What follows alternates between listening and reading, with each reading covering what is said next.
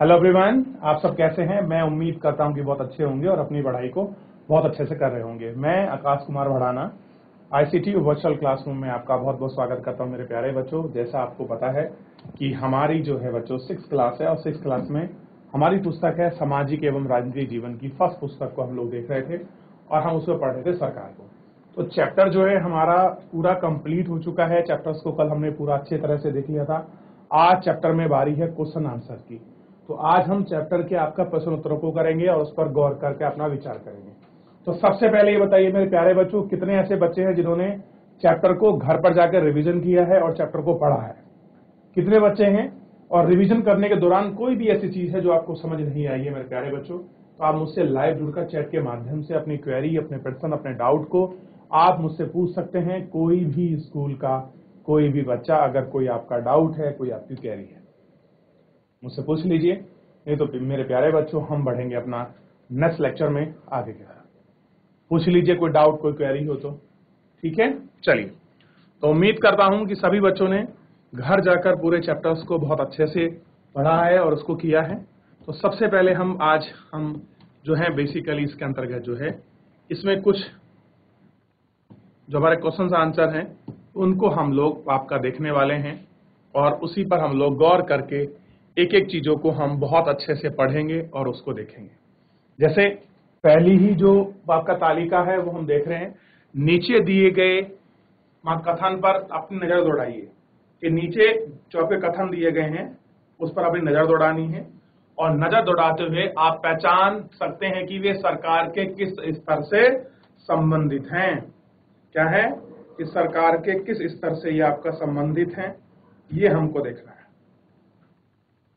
Clear है? चलिए अब देखिए। अब सबसे पहले इसमें बहुत आसानी और सरलता से इसको हम लोग आपका देख सकते हैं। जैसे भारत सरकार का रूस के साथ मैत्री संबंध निर्णय। अब देखिए, अगर भारत को रूस के साथ अपना मैत्रीपूर्ण संबंध बनाना है तो इस स्तर पर डिसीजन लेने का, मेकिंग का राइट किसको है? सिंपली ऐसे मान लीजिए, कौन लेगा इसका निर्णय? तो 3 ऑप्शन हमारे पास मिले हैं, स्थानीय, राज्य और राष्ट्रीय। अगर आपने स्थानीय सरकार को, राज्य सरकार को, राष्ट्रीय सरकार के जो महत्व के विषय हैं, जो हमारी कुछ सूची बनी हुई है, जो हमने स्पष्ट किया है कि कहां पर कौन आपका डिसीजन मेकिंग अथॉरिटी होगा। तो देखिए, भारत का संबंध किससे बनाना है? रूस से मैत्रीपूर्ण संबंध लेना है।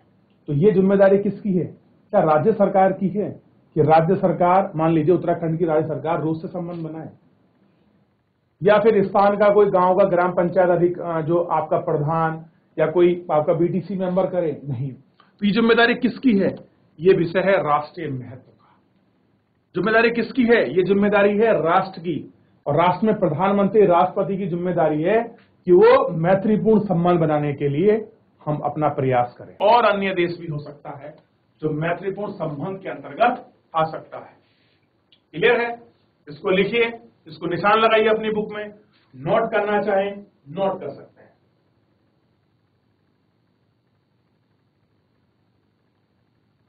देख लिया? आगे बढ़ जाए मेरे प्यारे बच्चों। देखिए, पश्चिम बंगाल सरकार का सारे सरकारी स्कूल में कक्षा 8 में परीक्षा लेने का निर्णय किया है।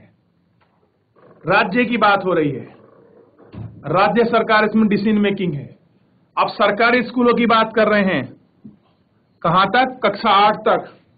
तो बताइए, परीक्षा लेने का निर्णय लिया है, यानी कि डिसीजन मेकिंग अथॉरिटी कौन होगा? लोकल गवर्नमेंट होगी, स्टेट गवर्नमेंट होगी या सेंट्रल गवर्नमेंट होगी? अब आप मुझे बताइए, अगर आपने चीजों को पढ़ा है, चैप्टर को घर पर रिवीजन किया है, बहुत अच्छे से ध्यान दिया है, तो इस प्रकार के क्वेश्चन में कोई आपको प्रॉब्लम होने वाली नहीं है। देख लीजिए इसको, फिर आगे बढ़ जाएंगे। तो जानकारी से स्पष्ट होता है कि यह विषय किसका है? राज्य सरकार का है। क्या करेगी? ये जिम्मेदारी किसकी है? राज्य सरकार की है कि वो परीक्षा 8 लेना चाहती है, नहीं लेना चाहती है, ये रेस्पॉन्सिबिलिटी किसकी है? एग्जाम्पल मैं आपको देता हूं, एक आपको छोटा सा। कोरोना आपके महामारी के बीच आपने देखा होगा और आप भी उसमें एक्सपीरियंस किया होगा कि जो बच्चे 7th 8th में थे उन बच्चों की स्कूल में परीक्षा नहीं कराई गई थी, बल्कि उनको सीधा प्रमोट यानी कि पास करके नेक्स्ट क्लास में बैठा दिया गया था। यानी कि हम कह सकते हैं इस तरीके का डिसीजन मेकिंग अथॉरिटी किसके पास होती है? स्टेट यानी कि राज्य सरकार यानी कि राज्य के पास होती है। आप उसको यहां से लिंक करके समझ सकते हो व्यक्तिगत रूप से। डिब्रूगढ़, डिब्रूगढ़ पड़ता है असम में और कन्याकुमारी पड़ता है मेरे प्यारे बच्चों आपका तमिलनाडु में। कह रहे डिब्रूगढ़ और कन्याकुमारी के बीच नई रेलवे लाइन शुरू करनी है। इसका निर्णय कौन लेगा बताइए? आपको रेलवे लाइन बिछानी है असम के डिब्रूगढ़ से और कन्याकुमारी है जो आपका तमिलनाडु, उनके बीच में आपको रेल ट्रैक बनाना है। तो ये रेल ट्रैक बनाने का निर्णय कौन लेगा? ऑप्शन 3 है, समझिए और उसका तर्क दीजिए मुझे कि अगर राज्य सरकार लेगी तो क्यों लेगी, स्थानीय सरकार लेगी तो क्यों लेगी, केंद्र लेगी तो क्यों लेगी। मुझे तर्क सहित इसका आंसर चाहिए। 30 सेकंड है आपके पास सोचने के लिए।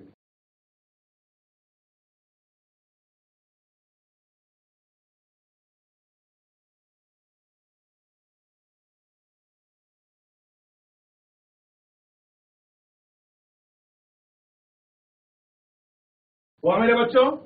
डिसीजन मेकिंग आया आपका, बताइए क्या होगा इसका आंसर? जल्दी बताइए, कौन बता जवाब देगा सबसे पहले? जल्दी लिखिए। लोकल गवर्नमेंट, स्टेट गवर्नमेंट या सेंट्रल गवर्नमेंट? चैट के माध्यम से भी अपना आंसर आप लोग भेज सकते हैं मेरे प्यारे बच्चों। बहुत बढ़िया, चलिए और कोई बच्चे? बहुत सुंदर, ढूंढ रहे हैं, किताब के पन्ने पलट रहे हैं। चलिए देखिए, मैं आपको बता दूं, अगर आपको ऐसे कोई कार्य करने हैं, ठीक, खास करके रेलवे लाइन वाले, तो ये सारे मैटर जो हैं आपका केंद्र सरकार यानी कि राष्ट्रीय महत्व के अंतर्गत इनको हम काउंट करते हैं। किसके अंतर्गत? राष्ट्रीय महत्व के अंतर्गत हम इनकी गिनती करते हैं। तो अगर रेलवे लाइन बिछानी है, मान लीजिए आज नियम बन जाए कि देहरादून से और आपका उत्तरकाशी जो है आपका रेलवे ट्रैक बनेगा, तो ये योजना कौन पास करके देगा? Central government.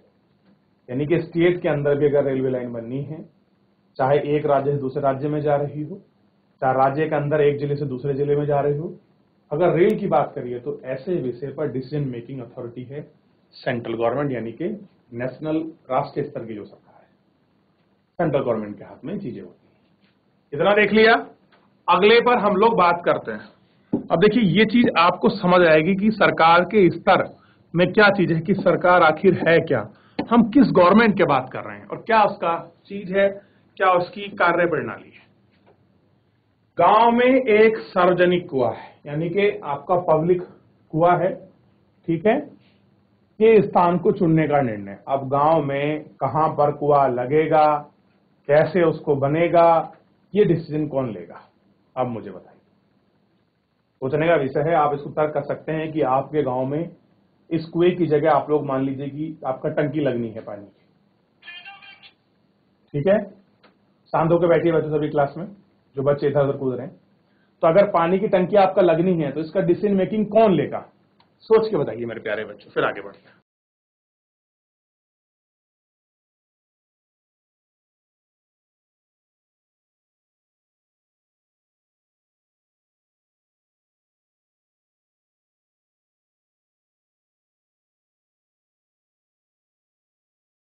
देख लिया? देखिए, अगर ऐसा कोई चीज है तो उसको डिसीजन मेकिंग अगर मैं बात करूं तो ऐसे में डिसीजन मेकिंग अथॉरिटी होगी गांव के जो आपके लोकल व्यक्ति हैं, वो इसका निर्णय लेगा। यानी कि स्थानीय सरकार का ही महत्व इस पर ज्यादा रहेगा, ठीक है। देख लिया। अगला देखिए, पटना में बच्चों के लिए एक बड़ा सा पार्क बनाना है। क्या करना है? पटना में एक बड़ा सा पार्क बनाना है बच्चों के लिए, खेलने के लिए हो सकता है या उनके जो भी चीज के लिए पार्क बनाना है। तो बताइए कौन लेगा इसका निर्णय? जल्दी बताएं, फिर मैं आगे बढ़ूंगा।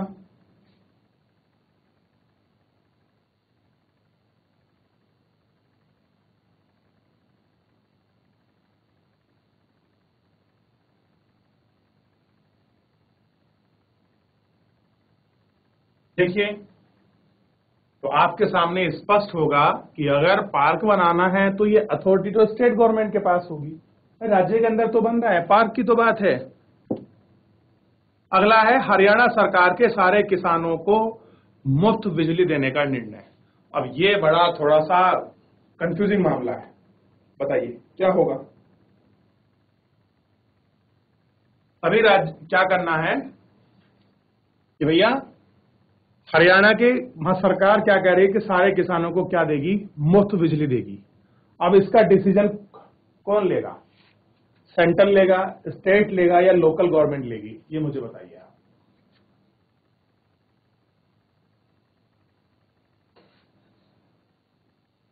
हरियाणा सरकार का सारे किसानों को मुफ्त बिजली देने का निर्णय। तो मेरे प्यारे बच्चों, आपको पता होना चाहिए राज्य सरकार। अगर आप आम रूप से केजरीवाल का भाषण भी सुन लेंगे ना तो भी आपको क्लियर हो जाएगा कि राज्य सरकार को अथॉरिटी है इस प्रकार की चीजों में। क्लियर है? बोलते हैं ना केजरीवाल जी कि अगर आप इतने तक यूनिट यूज करोगे तो आपका बिजली बिल आपका फ्री रहेगा। तो डिसीजन मेकिंग अथॉरिटी कौन है? स्टेट है। ठीक है, ये आपको पता होना चाहिए, राज्य सरकार है। अब बहुत इंपॉर्टेंट क्वेश्चन है, 1000 रुपए का नया नोट शुरू करने का निर्णय। अब जिसको डिमोनेटाइजेशन पता है, विमुद्रीकरण पता है, क्लियर है, वो समझ सकता है कि यह अधिकार किसको है। नए नोट को लाना है, पुरानी मुद्रा को बंद करना है, नए नोट आपके छापने हैं, उनका डिजाइन करना है, ये सारा डिसीजन मेकिंग अथॉरिटी किसके पास है? लोकल बॉडी, स्टेट या सेंट्रल। लास्ट आपको बताना है, पूरे पूरे 30 सेकंड का समय दूंगा आपको सोचने के लिए। चलिए टाइम स्टार्ट नाउ।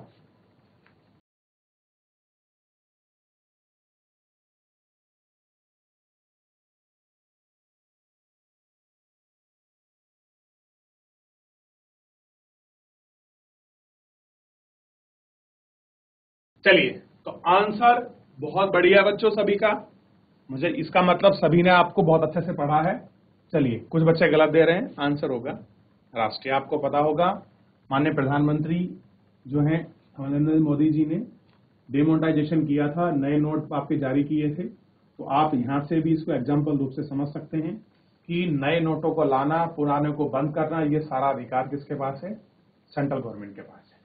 एक बार इसमें अगर कुछ भी आपको कंफ्यूजन लग रहा है, लगता है कि कोई आंसर आपको फिट नहीं बैठता, कोई चीज आपको समझ नहीं आई है, तो मेरे प्यारे बच्चों आप इसको एक बार अच्छे से देख लीजिए, समझ लीजिए, पढ़ लीजिए। फिर इसके बाद जो है हम लोग जो नेक्स्ट क्वेश्चन है इसके सरकार आप सरकार सबसे क्या अभिप्राय समझते हैं, सूची बनाओ।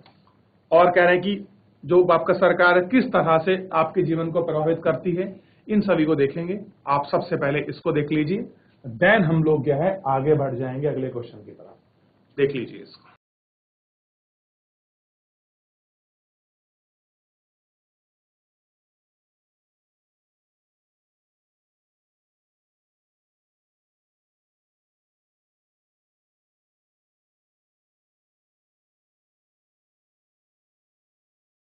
आगे बढ़े, चलिए अगला क्वेश्चन देखते हैं और अगले क्वेश्चन पर हम लोग बात करते हैं।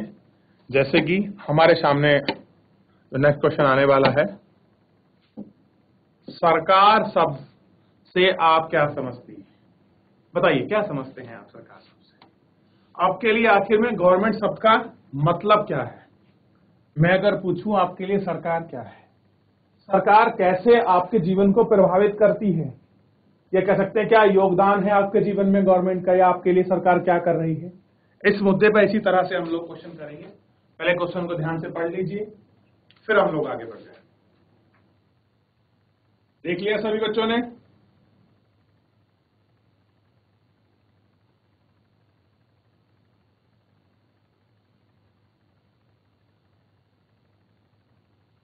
चलिए आगे देखते हैं।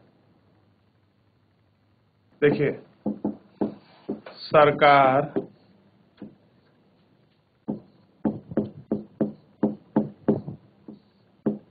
लोगों का एक ऐसा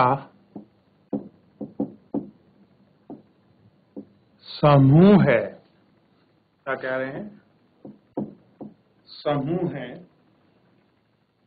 जो लोगों के लिए व्यवस्था करती है, जो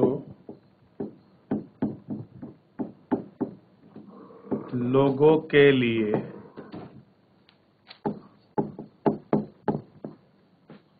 ध्यान रखना क्या करती है, लोगों के लिए आपका व्यवस्था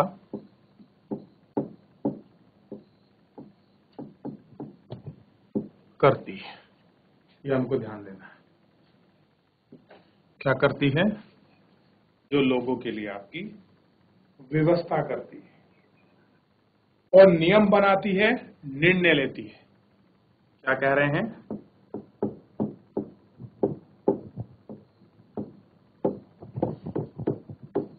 नियम बनाती है तथा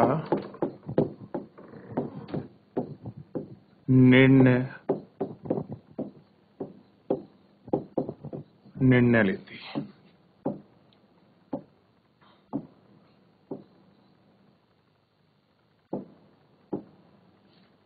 ठीक है, ये आपको पता है।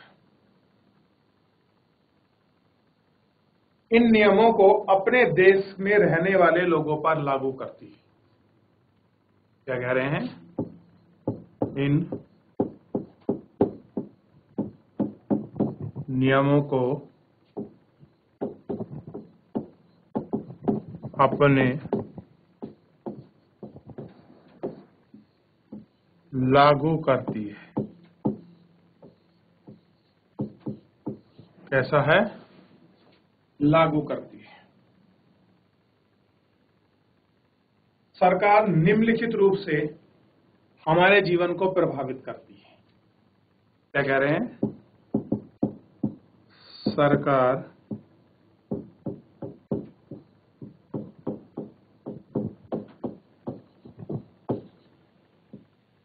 निम्नलिखित रूप से हमारे जीवन को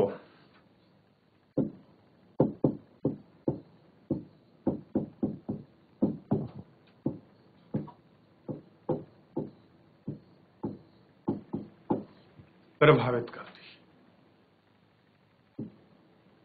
क्या कर रही है, निम्नलिखित रूप से हमारे जीवन को आपका प्रभावित करती है। ठीक, ये हमको इन सब चीजों पर ध्यान देना है। आप सबसे पहले इसको कॉपी कर लीजिए, फिर आगे बढ़ते हैं।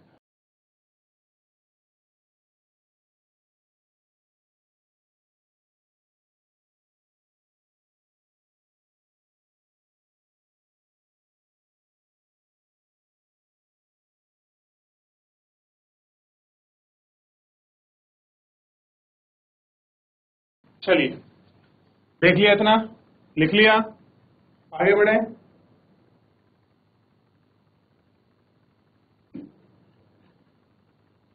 देखिए, लिखते हैं पहला पॉइंट।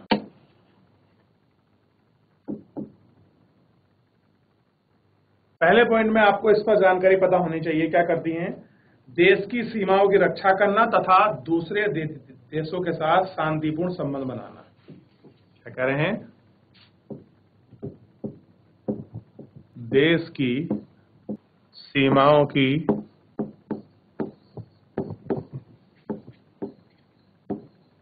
रक्षा करना तथा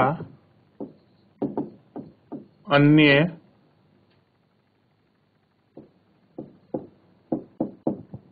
देशों के साथ शांतिपूर्ण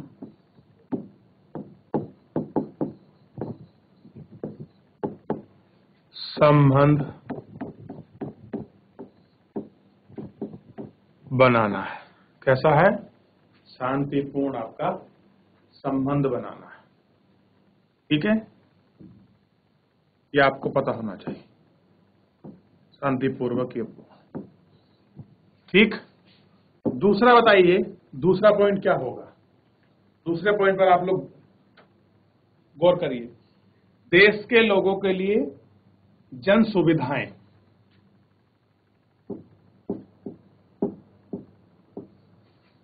देश के लोगों के लिए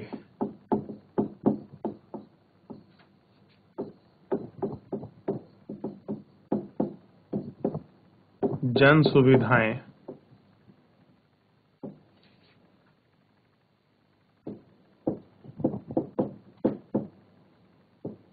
उपलब्ध कराना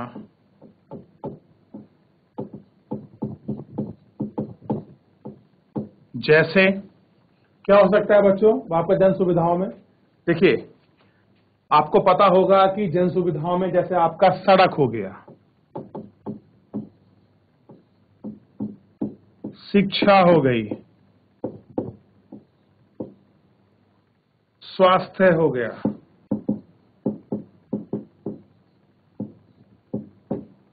ठीक, परिवहन हो गया,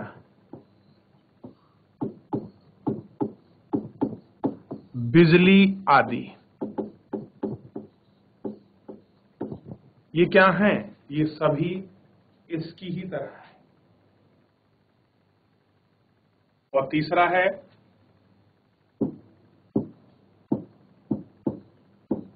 देश में लोक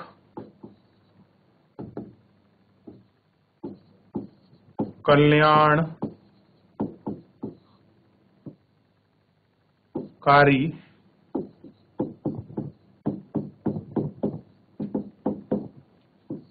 योजनाओं को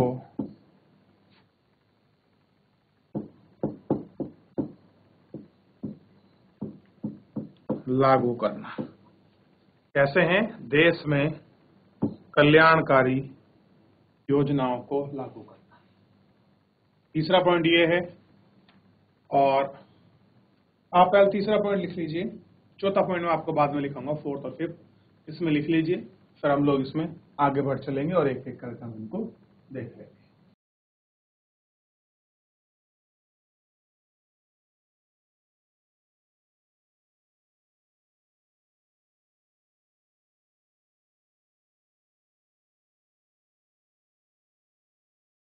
किया मेरे प्यारे बच्चों? चलिए जल्दी करिए। तो 2 पॉइंट और लिखाता हूं मैं आपको, या पहले लिखाई देता हूं? चलिए लिख लेते हैं, फिर और आप जो है इसमें हम लोग आगे बढ़ते हैं गौर करके। जैसे लिखा है कि आपदाओं के समय पीड़ित लोगों को सहायता पहुंचाना।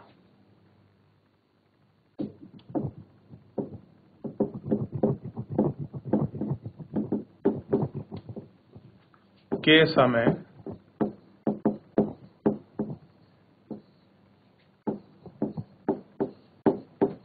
पीड़ित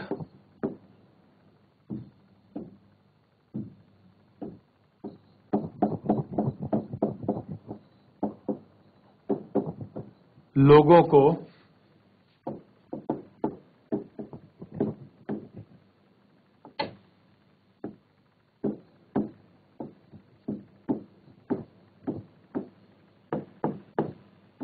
सहायता पहुंचाना। ठीक है,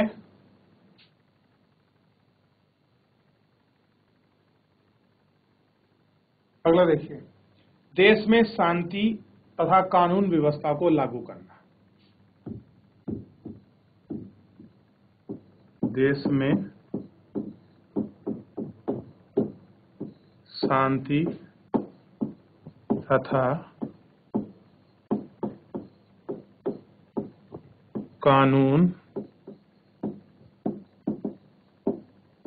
व्यवस्था को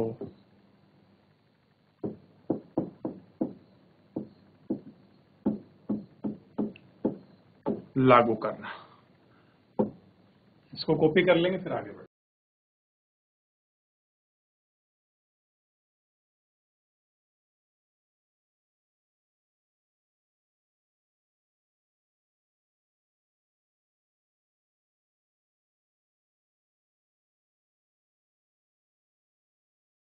कर लिया कॉपी?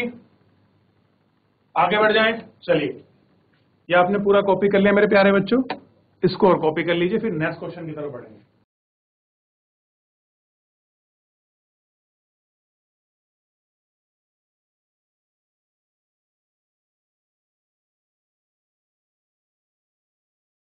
लिख लिया। अगले क्वेश्चन में बढ़ते हैं। एक काम करते हैं बच्चों, ये वाला क्वेश्चन को थोड़ा सा रोकते हैं, ब्रेक करते हैं, इस वाले क्वेश्चन को करते हैं। लोकतांत्रिक सरकार को आवश्यक लक्षण क्या है? छोटा क्वेश्चन है, जल्दी हो जाएगा, फिर वो लॉन्ग क्वेश्चन थोड़ा उसको बाद में देखेंगे। तो देखिए, लोकतांत्रिक सरकार के आवश्यक लक्षण क्या हैं, तो पता होना चाहिए। इसका उत्तर जो है, उत्तर नंबर 3 हम लोग देख रहे हैं, 2 अभी हमने छोड़ा हुआ, उसको हम लोग देखेंगे कि लोकतांत्रिक सरकार के लक्षण।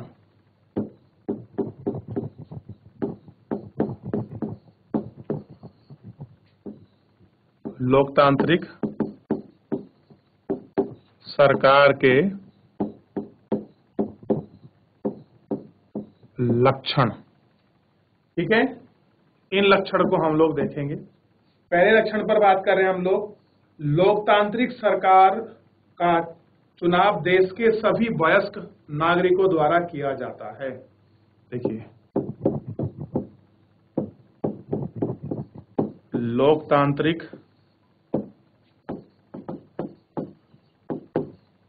सरकार का चुनाव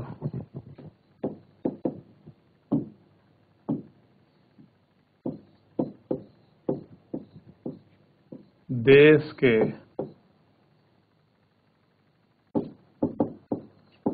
सभी वयस्क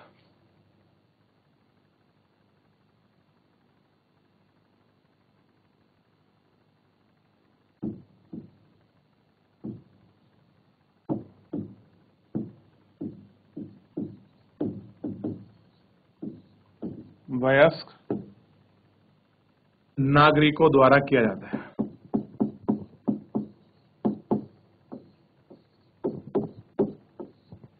द्वारा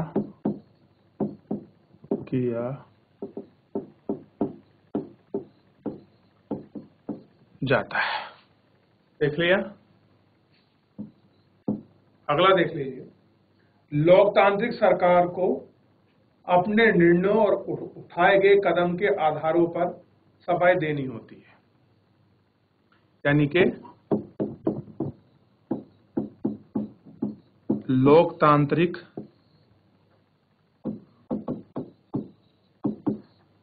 सरकार को अपने उठाए गए कदम या निर्णय के लिए सफाई देनी पड़ती है। देख लीजिए।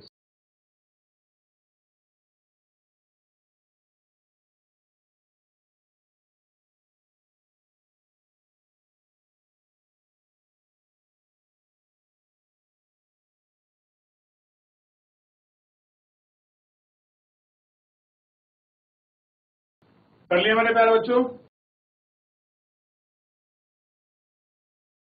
चलिए कॉपी कर लें इसको अच्छे से। तो